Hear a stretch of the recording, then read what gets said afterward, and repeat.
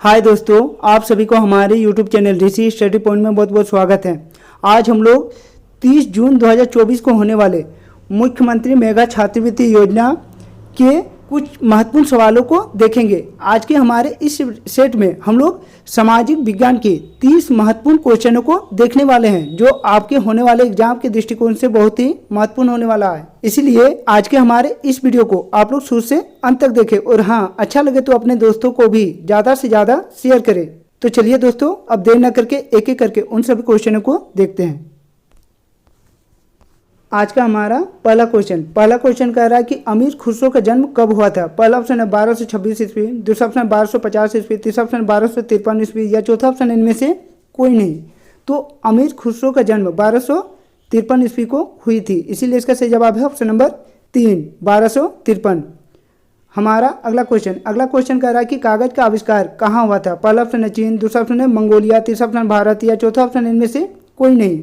तो कागज का आविष्कार सर्वप्रथम चीन में हुई थी, इसीलिए इसका सही जवाब है ऑप्शन नंबर 1, चीन। हमारा अगला क्वेश्चन कह रहा है कि कहाँ दस्तावेज और पांडुलिपियों को संग्रहित कर रखा जाता था। पहला ऑप्शन है पुस्तकालय में, दूसरा अभिलेखागार में, तीसरा संग्रहालय में या चौथा इनमें से कोई नहीं।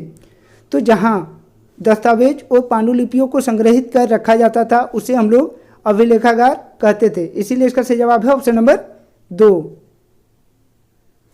हमारा अगला क्वेश्चन कह रहा है कि वह व्यक्ति जो नक्शा बनाता है कहलाता है। पहला ऑप्शन शिल्पकार, दूसरा वास्तुकार, तीसरा मानचित्रकार या चौथा ऑप्शन इनमें से कोई नहीं। तो जो व्यक्ति नक्शा बनाते थे उस व्यक्ति को हम लोग मानचित्रकार कहते हैं, इसीलिए इसका सही जवाब है ऑप्शन नंबर बी, मानचित्रकार। हमारा अगला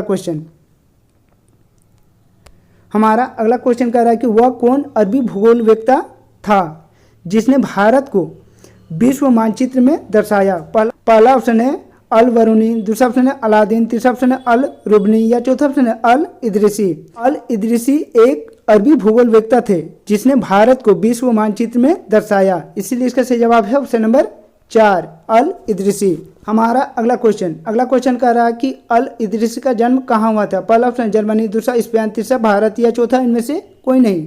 तो अल इदरीसी का जन्म स्पेन में हुई थी, इसीलिए इसका सही जवाब है ऑप्शन नंबर 2, स्पेन। हमारा अगला क्वेश्चन कह रहा है कि इस्लाम धर्म के पवित्र धर्म ग्रंथ का नाम क्या है। पहला ऑप्शन है जिंद अवस्था, दूसरा ऑप्शन है रामचरितमानस, तीसरा ऑप्शन है महाभारत या चौथा ऑप्शन है कुरान शरीफ। तो इस्लाम धर्म के पवित्र धर्म ग्रंथ कुरान शरीफ है, इसीलिए इसका सही जवाब है ऑप्शन नंबर 4।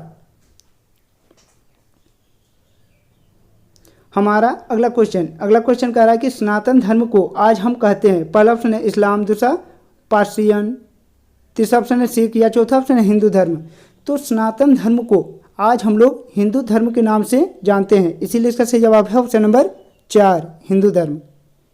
हमारा अगला क्वेश्चन कह रहा है कि पाल वंश का संस्थापक था। पहला ऑप्शन है दंती दुर्ग, दूसरा ऑप्शन है गोपाल, तीसरा ऑप्शन है विजयालय या चौथा ऑप्शन इनमें से कोई नहीं। तो पाल वंश के संस्थापक गोपाल थे, इसीलिए इसका सही जवाब है ऑप्शन नंबर 2, गोपाल। हमारा अगला क्वेश्चन नंबर 10 कह रहा है कि पाल वंश के शासक किस धर्म के अनुयायी थे। पहला ऑप्शन है बौद्ध धर्म, दूसरा जैन धर्म, तीसरा सनातन धर्म या चौथा वैष्णव धर्म। तो पाल वंश के शासक बौद्ध धर्म के अनुयायी थे, इसीलिए इसका सही जवाब है ऑप्शन नंबर 1, बौद्ध धर्म। हमारा अगला क्वेश्चन कह रहा है कि चोल वंश का संस्थापक था। पहला ऑप्शन है गोपाल, दूसरा ऑप्शन है विजयालय, तीसरा ऑप्शन है दंती दुर्ग या चौथा ऑप्शन इनमें से कोई नहीं। तो चोल वंश का संस्थापक विजयालय थे, इसीलिए इसका सही जवाब है ऑप्शन नंबर 2। हमारा अगला क्वेश्चन कह रहा है कि राजेश्वर मंदिर का निर्माण कराया था। पहला ऑप्शन है महेंद्र पाल, दूसरा ऑप्शन है राज, तीसरा ऑप्शन है धर्मपाल या चौथा ऑप्शन इनमें से कोई नहीं। तो राजेश्वर मंदिर का निर्माण राज द्वारा की गई थी, इसीलिए इसका सही जवाब है ऑप्शन नंबर 2। हमारा अगला क्वेश्चन कह रहा है कि विक्रमशिला विश्वविद्यालय की स्थापना किसने की थी। पहला ऑप्शन है गोपाल, दूसरा ऑप्शन है महेंद्र पाल, तीसरा ऑप्शन है धर्मपाल या चौथा ऑप्शन है इनमें से कोई नहीं। तो विक्रमशिला विश्वविद्यालय की स्थापना धर्मपाल के द्वारा की गई थी, इसलिए इसका सही जवाब है ऑप्शन नंबर 3। हमारा अगला क्वेश्चन कह रहा है कि 7वीं सदी में दक्कन में किस राजवंश का प्रभुत्व था? पहला ऑप्शन है गुज्जर प्रतिहार, दूसरा पाल वंश, तीसरा राष्ट्रकूट या चौथा ऑप्शन है नंद वंश। तो 7वीं सदी में दक्कन में राष्ट्रकूट राजवंश का प्रभुत्व था, इसीलिए इसका सही जवाब है ऑप्शन नंबर 3। हमारा अगला क्वेश्चन कह रहा है कि किसने सर्वप्रथम भारत में शुद्ध सोने की सिक्के चलाया? पहला ऑप्शन है चंगेज खान, दूसरा बलवान, तीसरा इल्तुतमिश या चौथा ऑप्शन है इनमें से कोई नहीं। तो इल्तुतमिश ने सर्वप्रथम भारत में शुद्ध सोने के सिक्के चलाए थे, इसीलिए इसका सही जवाब है ऑप्शन नंबर 3। हमारा अगला क्वेश्चन कह रहा है कि दिल्ली सल्तनत का पहला शासक था? पहला ऑप्शन है कुतुबुद्दीन ऐबक, दूसरा ऑप्शन है बाबर, तीसरा ऑप्शन है शाहजहां या चौथा ऑप्शन है इनमें से कोई नहीं।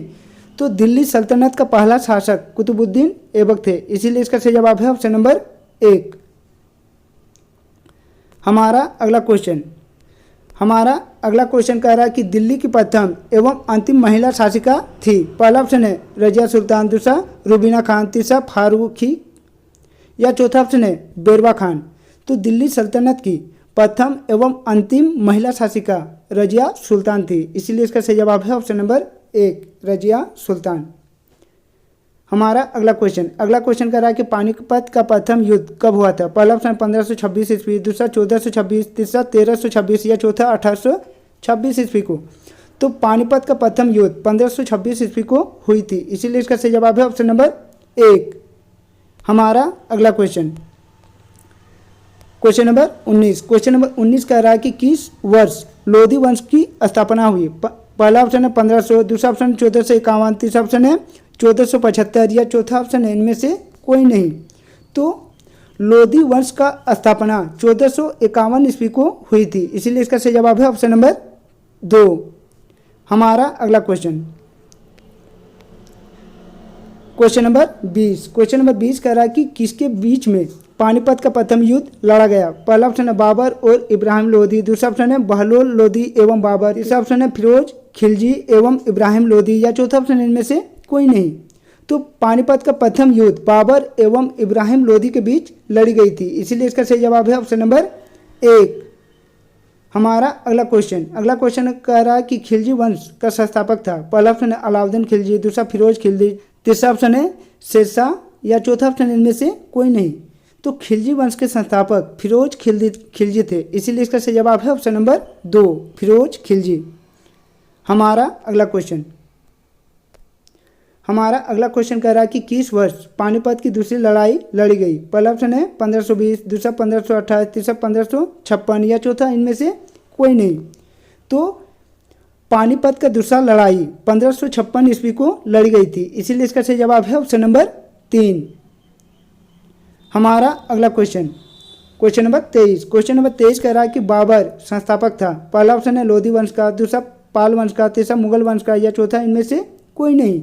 तो बाबर ने मुगल वंश की स्थापना की थी, इसीलिए इसका सही जवाब है ऑप्शन नंबर 3 मुगल वंश। हमारा अगला क्वेश्चन नंबर 24 कह रहा है दीन इलाही नामक नए धर्म की शुरुआत कब हुई? पहला ऑप्शन है 1582 ईस्वी, दूसरा 1530 ईस्वी, तीसरा ऑप्शन है 1560 ईस्वी या चौथा ऑप्शन है 1588 ईस्वी।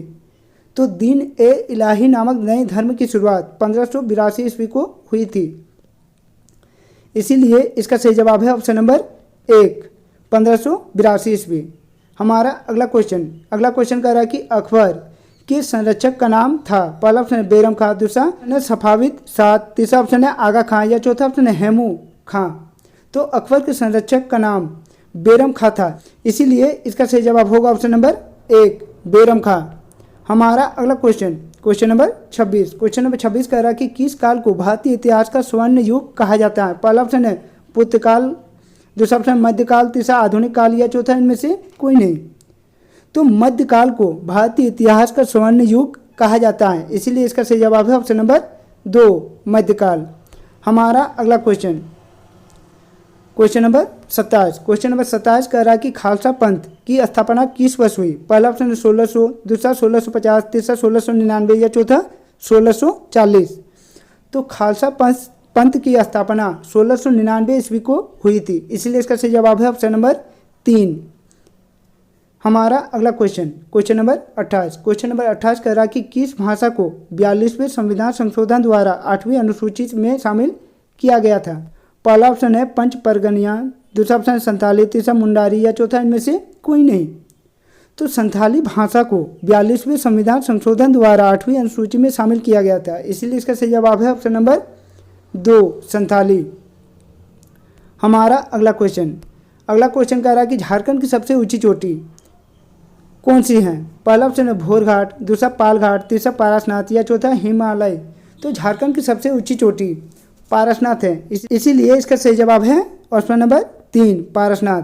हमारा अगला क्वेश्चन और हमारे इस सेट का आखिरी क्वेश्चन। अगला क्वेश्चन कह रहा है कि तुलसीदास ने किस महाकाव्य की रचना की थी? पहला ऑप्शन है महाभारत, दूसरा रामचरितमानस, तीसरा पुराण या चौथा इनमें से कोई नहीं। तो तुलसीदास ने रामचरितमानस की रचना की थी, इसीलिए इसका सही जवाब है ऑप्शन नंबर 2 रामचरितमानस। तो दोस्तों आज के हमारे इस वीडियो को आप लोग अपने दोस्तों के साथ ज़्यादा से ज़्यादा शेयर करें, और हाँ यदि आप लोग हमारे इस चैनल में नए आए हैं तो हमारे इस चैनल को सब्सक्राइब कर ले और बेल आइकन को दबा ले। तो चलिए दोस्तों और एक नए वीडियो के साथ फिर मिलेंगे, तब तक के लिए बाय।